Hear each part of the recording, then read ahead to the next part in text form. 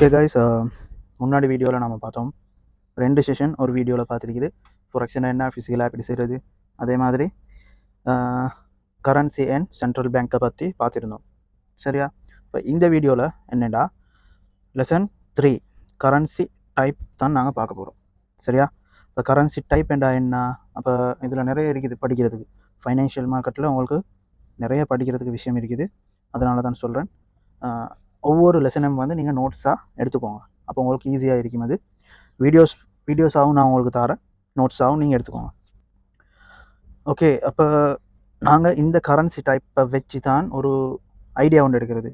எப்படி நாங்கள் ட்ரேட் பண்ணுறது, இந்த கரன்சி டைப்பில் தான் நாங்கள் ட்ரேட் பண்ணணும். இந்த கரன்சி டைப்பில் நாங்கள் ஏன் ட்ரேட் பண்ணணும், வால்யூம் இருக்குதா, அப்போ ஸ்ப்ரெட் எவ்வளோ, அதெல்லாம் நாங்கள் பார்த்து தான் ஃபாரின் எக்ஸ்சேஞ்சில் வந்து ஒரு ஃபொரெக்ஸ் செய்கிறேன்னு சொன்னாடா கண்டிப்பாக ஒரு சைட்டில் வந்து ட்ரேட் ஒன்று எடுக்கிறேன்னு சொன்னாடா கண்டிப்பாக இதெல்லாம் தெரிஞ்சிருக்கணும். கரன்சி டைப் தெரிஞ்சிருக்கணும், அதே மாதிரி சென்ட்ரல் பேங்க் அண்ட் கரன்சி தெரிஞ்சிருக்கணும். ஸோ அந்த 2 செஷனும் ஒரே செஷனில் வந்து உங்களுக்கு நான் வீடியோவாக அப்லோட் பண்ணியிருக்கிறேன். இப்போ 3வது செஷன் வந்து நாங்கள் பார்க்க போகிறது கரன்சி டைப். ஓகே, இப்போ கரன்சி டைப் வந்து ஃபொரெக்ஸை பொறுத்த வரையில் 3 கரன்சி டைப் இருக்குது. சரியா? 3 கரன்சி டைப் இருக்குது. ஒன்று வந்து மேஜர் கரன்சி. மேஜர் கரன்சி என்னண்டா, மேஜர் கரன்சினா கூடையா வால்யூம் இருக்கிற கூடையா ட்ரேட் ஆகிற கரன்சி இந்த கரன்சி. அப்போ இந்த கரன்சிக்குள்ளுக்கு அடங்குற நாடுகள் என்ன, அதுவெல்லாம் நான் உங்களுக்கு முன்னுக்கு இப்போ சொல்லி தர தான் போகிறேன். சரியா? இப்போ இதுவெல்லாம் ஒரு நோட்ஸாக எடுத்து வச்சிங்கன்னு சொன்னால் உங்களுக்கு யூஸ்ஃபுல்லாக இருக்குது. இப்போ மைனர் கரன்சி என்ன, அப்போ எக்ஸோட்டிக் கரன்சி என்ன. சரியா? இப்போ இதே ஒவ்வொரு டைம் நாங்கள் விரிவாக பார்ப்போம். இப்போ வந்து மேஜர் கரன்சி நாங்கள் மெயினாக ட்ரேட் பண்ணுறதுல வந்து மேஜர் கரன்சியில் தான் நாங்கள் ட்ரேட் பண்ணுறோம். இப்போ சில விஷயங்கள் வந்து நீங்கள் செல்ஃபாக ஸ்டடி பண்ணணும், செல்ஃபாக நீங்கள் தேடி பார்க்கணும். இது வந்து நாங்கள் தாரோம் உங்களுக்கு கோர்ஸ் தாரத்தானே உங்களுக்கு. ஆனால் சில விஷயம் நீங்கள் செல்ஃபாக ஸ்டடி பண்ணி தேடி நோட்ஸ் வந்து எடுத்துக்கொள்ளணும். சரியா? இப்போ மேஜர் கரன்சி என்றது வந்து என்னென்னு சொல்லி பார்ப்போம். மேஜர் கரன்சி என்னென்னு சொன்னேன்டா கூட அந்த நான் உங்களுக்கு ஃபர்ஸ்ட்டுக்கு வந்து கரன்சி அண்ட் சென்ட்ரல் பேங்க் என்று சொல்லி ஒரு நோட்ஸ் ஒன்று கொடுத்தேன் செகண்ட் லெசனில். அப்போ வந்து அந்த கரன்சி டைப் உள்ளுக்கு அமைகிற கரன்சிஸ் தான் மேஜர் கரன்சி என்றது. ஏனெண்டா கூடையா வால்யூம் இருக்கிற கரன்சி, அதே மாதிரி கூடையா ட்ரேட் ஆகிற கரன்சி. கூடையா ட்ரேட் ஆகிற கரன்சின்னா ஆன்லைனில் நான் சொல்கிறது வந்து வேண்டிய ஒரு நாட்டில் வந்து இந்த மேஜர் கரன்சி என்றது வந்து எல்லா நாட்டுக்கும் ஒரு தேவை உள்ள கரன்சி. சரியா? மேஜர் கரன்சின்றது வந்து பொதுவாக ஸ்ரீலங்கா, இந்தியா, அதே மாதிரி எல்லா நாட்டுக்கும் தேவையுள்ள கரன்சி. அதே என்னென்னு நான் உங்களுக்கு சொல்கிறேன். சரியா? இப்போ பாருங்கள், மேஜர் கரன்சி உள்ளுக்கு அடங்குற நாடு என்ன, அதே மாதிரி கரன்சி டைப் என்னென்னு. சரியா? அப்போ இந்த கரன்சி டைப்பில் வந்து நீங்கள் இந்த கரன்சி ஒவ்வொரு கரன்சியும் ஒவ்வொரு நாடும் வந்து நீங்கள் உங்களோட இன்டர்நெட்டில் லேப்டாப்லேயோ ஃபோன்லேயோ நீங்கள் இன்டர்நெட்டில் சர்ச் பண்ணி பாருங்கள், இந்த நாட்டுகளில் என்னென்ன ட்ரேட் ஆகுதுண்டு. ட்ரேட் ஆகுறது என்னென்னா அதில் எக்ஸ்பிளைன் என்னென்னு சொன்னேன்டா, ட்ரேட் ஆகுறதுன்னு சொல்கிறது வந்து என்னென்ன எக்ஸ்போர்ட் இம்போர்ட் ஆகுதுண்டு, ஃபிசிக்கலாக என்னென்ன எக்ஸ்போர்ட் இம்போர்ட் ஆகுதுண்டு பாருங்கள். அப்போ கூடையா இந்த மேஜர் கரன்சி என்று சொல்கிறது வந்து கூடையா எல்லா நாட்டுக்கும் தேவை உள்ள சாமான். சரியா? பொதுவாக எல்லா நாட்டுக்கும் தேவை உள்ள சாமான், அதே மாதிரி ஏதோ ஒன்று இந்த நாட்டுகளால் கூடையா இம்போர்ட் ஆகுது, அதே மாதிரி கூடையா எக்ஸ்போர்ட் ஆகுது. அதனால தான் இது வந்து மேஜர் கரன்சி என்று சொல்கிறது. மேஜர் கரன்சி என்று சொல்கிறதுக்கு காரணம் அதுதான். அப்போ யூஎஸ்டியை பொறுத்த வரையில் ஸ்டேபிளான தேவையுள்ள கரன்சி உண்டு. இப்போ ஸ்ரீலங்காவை பொறுத்த வரையில் கண்டிப்பாக யூஎஸ்டி தேவை. சரியா? யூஎஸ்டி தேவையான காரணம் என்ன, அதே மாதிரி உங்களுக்கு தெரிஞ்ச விஷயம், இப்போ பொதுவாக எங்கள் ஸ்ரீலங்காவில் கூடையா இம்போர்ட் எக்ஸ்போர்ட் ஆகுதுன்னு சொன்னேன்டா இந்த நாட்டுகளுக்கு. சரியா? இந்த நாட்டுகளோட கூடையா எக்ஸ்போர்ட் இம்போர்ட் டீல் வச்சு கொண்டு இருந்தேன்னு சொன்னேன்டா ஸ்ரீலங்காவும் இந்த லிஸ்ட்டில் வந்திருக்கு. சரியா? ஸ்ரீலங்காவிலேருந்து இம்போர்ட் ஆகுறது பெருசாக எதுவும் இம்போர்ட் ஆகுது இல்லை இந்த நாட்டுகளுக்கு. இப்போ major currency, minor currency, exotic கரன்சின்னு சொல்லி 3 கரன்சி இருக்குது தானே, அந்த டைப்பில் ஸ்ரீலங்கா வருதே இல்லை. சரியா? அப்போ ஆனால் ஸ்ரீலங்காவுக்கு தேவை இந்த நாட்டுகளில் இருக்கிற ஐட்டங்கள் எல்லாம் எக்ஸ்போர்ட் பண்ணுறது. எப்படி இங்கே இந்த நாட்டிலேருந்து இம்போர்ட் பண்ணி ஸ்ரீலங்காவுக்கு கொண்டு வரதுக்கு ஸ்ரீலங்காவுக்கு ஒரு தேவையொன்று இருக்குது. சரியா? இப்போ ஒரு யூஎஸை பொறுத்த வரையில் ஏதோ ஒரு யூஎஸ் டாலர், இப்போ யூஎஸ் டாலர் கண்டிப்பாக ஸ்ரீலங்காவுக்கு தேவை. சரியா? அதே மாதிரி யூரோப்பில் வந்து என்ன ட்ரேட் ஆகுதுன்னு பாருங்கள் நீங்கள் சேஞ்ச் பண்ணி. சரியா? நான் உங்களுக்கு ஒரு உதாரணமாக ஒரு விஷயத்த சொல்லி காட்டுறேன். இப்போ ஜப்பான் யென் தேவைப்படுது ஸ்ரீலங்காவுக்கு. ஏன்னு தெரியுமா? ஜப்பான் யென் தேவைப்படுது. இப்போ வாகனம் இம்போர்ட் எக்ஸ்போர்ட் பண்ணுறதுக்கு கண்டிப்பாக ஜப்பான் யென் தேவைப்படுது. அப்போ கூட ஜப்பான் யென் வச்சுக்கொள்ளணும். அப்போ ஜப்பான் வந்து மெயினாக இப்போ சும்மா ஒரு பேச்சுக்குன்னு சொல்லுவாங்க, ஒரு வயல் வெட்டுற மிஷின் ஒன்று கொண்டு வரேன்னு சொன்னேன்டா, அந்த சிங்களத்தால் சொல்கிறேன்டா பூத்த மிஷின்னு தான் சொல்கிறாங்க. சரியா? அந்த பெரிய வயல் வெட்டுற மிஷின் எங்களை ஜப்பானாலேயா கொண்டு வந்தேன்னு கேட்பாங்க. சரியா? அப்போ இந்த கரன்சி டைப்பில் பாருங்கள், பிரிட்டிஷ் பவுண்ட்ஸ், அதே மாதிரி Swiss, Canadian dollar, Australian dollar, இதுவரை எல்லாம் கூட ட்ரேட் ஆகுறது வந்து கூட.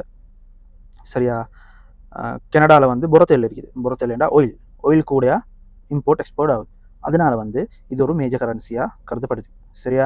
அப்போ மெயினாக நாங்கள் ட்ரேட் பண்ணுற கரன்சி இந்த கரன்சியாக தான் இருக்கு. ஏன்னு சொன்னேன்டா, இந்த கரன்சியில் வந்து மெயினாக எங்களோட வால்யூம் கூட, ட்ரேட் வால்யூம் வந்து கூட. நாங்கள் ஒரு ட்ரேடை போட்டு 20-30 நிமிஷம் ஒரு நாளெல்லாம் பார்த்து கொண்டிருக்க வேண்டிய தேவை ஒன்று இல்லை. சரியா? அதே மாதிரி வால்யூம் குறவு.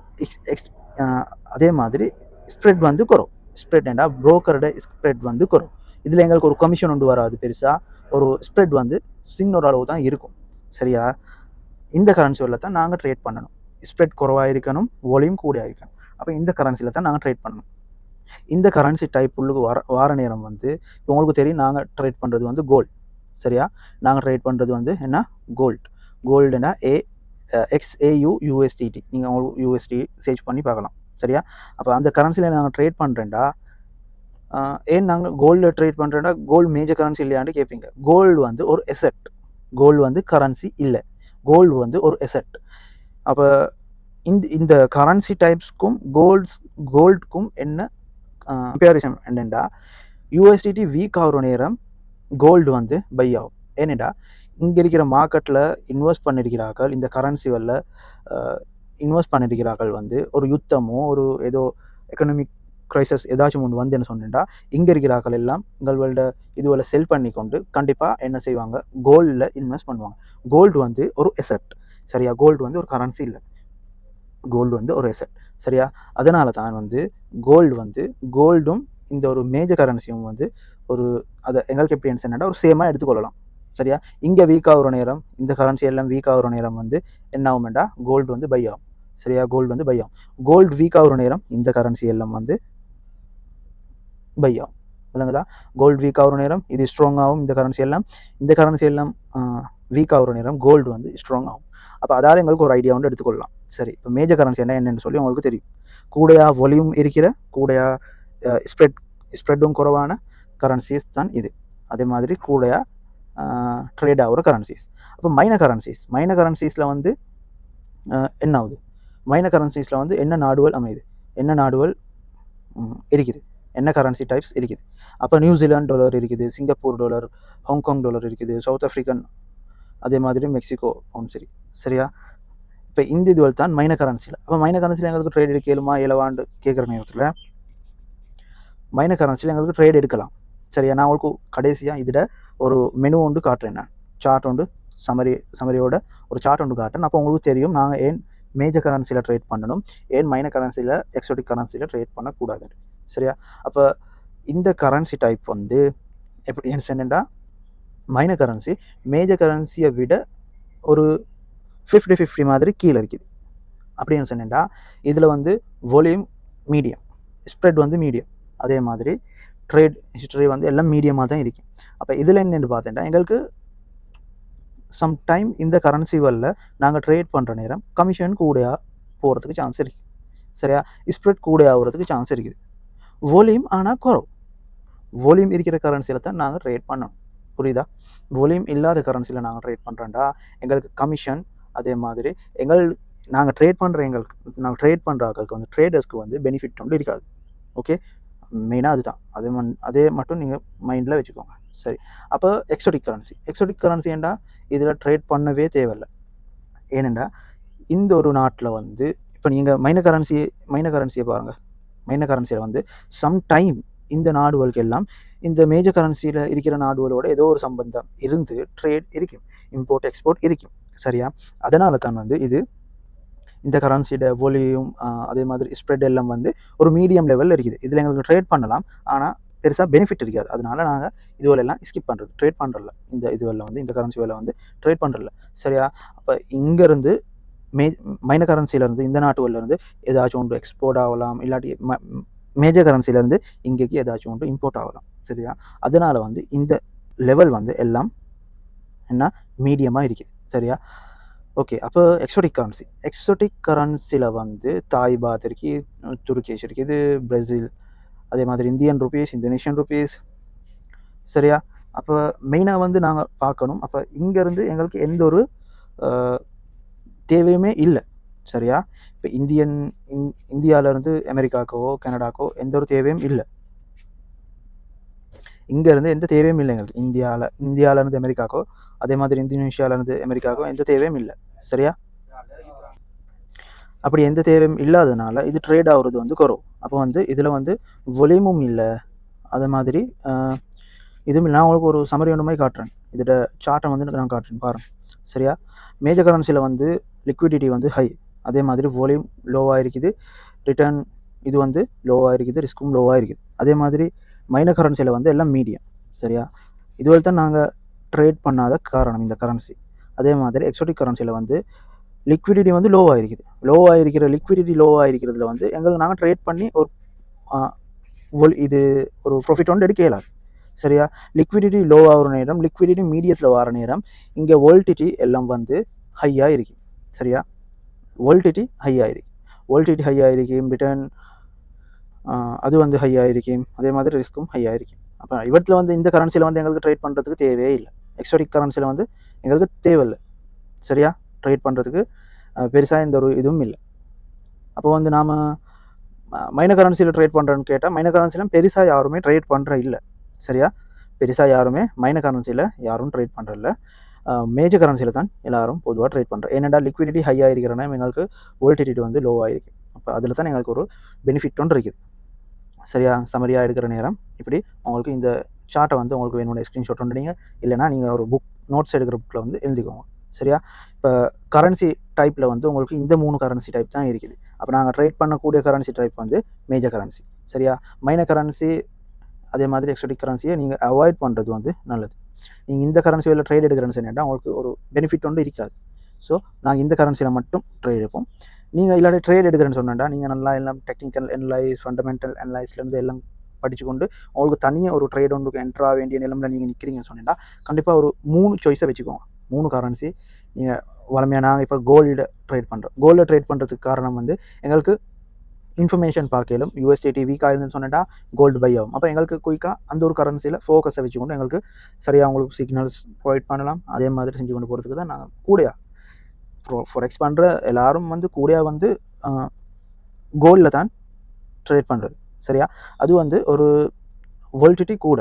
சரியா? லிக்விடிட்டியும் கூடாது, லிக்விடிட்டி கம்மி, வோல்டிட்டி கூட. அதனால் வந்து எல்லோரும் கோல்டில் தான் வந்து ட்ரேட் பண்ணுறது.